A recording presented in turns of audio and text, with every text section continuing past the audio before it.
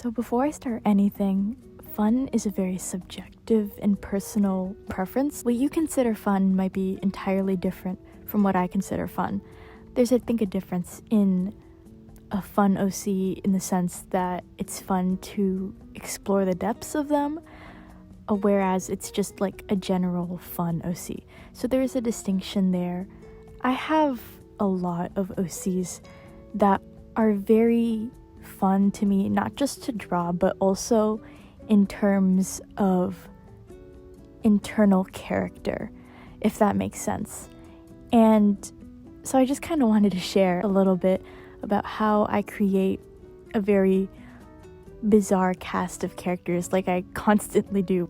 First thing, I absolutely love making gimmick OCs, and these can be as broad of a gimmick or as very hyper specific of a gimmick, but most, if not all, of my OCs either started on or were created with a gimmick in mind. And even though for some of them that sort of idea has evolved over time, they still stemmed from that idea. I think one of my most notable gimmick OCs is probably Loqui, who, is a ghost medium. His name literally means speak ghost. I was really laying it on there. He's probably one of my favorite gimmick OCs just because his story kind of revolves around all of these really fun parts of that, and I think it makes him really fun to draw and just enjoyable as a character for me. Again, this isn't limited to any of my OCs. There's some that I have really hyper-specific things that I wanted to convey in a character, and they fill the role for that. You can range in just how ridiculous you can push this character. While Loqui is a gimmick character, he still has some form of seriousness in his character. Settling on a gimmick trope, something to latch onto in terms of developing this character, makes them a lot more fun. They don't even have to be positive gimmicks, you know what I mean? They can also be negative traits or negative gimmicks to a character that is to their detriment, that can also be fun to explore in both, silly terms, but also in the seriousness of that gimmick and how that affects them. Because there are some characters who I think I've given negative gimmicks and archetypes that adds an extra layer of substance. And while it's not a fun, silly, haha type of gimmick, it is still fun to expand upon and just imagine and make stuff for in general. So I think the next step to that is building upon the concept, adding extra padding and layers to whatever idea you've already got down. This can be things like adding more story to them, adding extra gimmicks to sort of coincide and blend with the rest of it. Just kind of making them a character outside of the gimmick. While I don't think this is necessary, again, I think it does make them a little bit more fun, and it gives them something outside of their gimmick. Can make leeway for more serious drawings if you really want to do that. So there's a balance of fun, goofy, and silly, and also the more serious sides. While you don't have to explore both equally, you can still make that an option through expanding upon their character.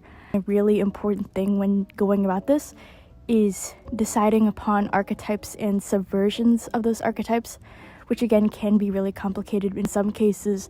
Subversion of tropes and archetypes is a type of trope and archetype itself, and while I won't go into the extensive thing about that, it's also really fun to create contrasting dynamics with these characters, As much as it's overused, you can make a really serious character who has some fun-loving aspects, or find some ways to subvert the gimmick or trope that you've already placed onto this character just a little bit. And this can be really simple things too. One of my characters who who I think I consider very lore heavy and, well, is somewhat a gimmick. I add a little bit of subversion to that by also making them a little bit of a geek. And I think in some ways doing this can also add extra character to, well, your character. They aren't confined to just their gimmick to make them fun and interesting. The last thing here is integrating like all of the extra things that you like to make this character, redrawable.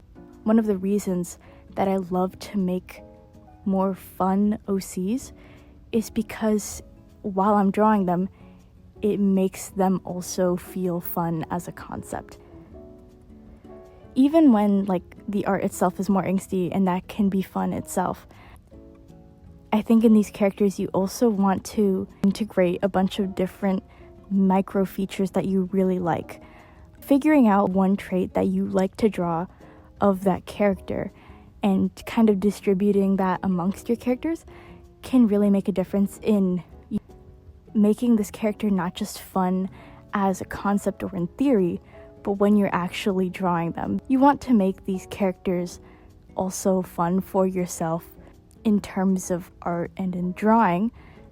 So I try to sprinkle in my interests or things that I think could really push my artist brain and make it tick. And that can be things like subtle facial features, specific dress, and maybe even just like their general composition. You know what I mean?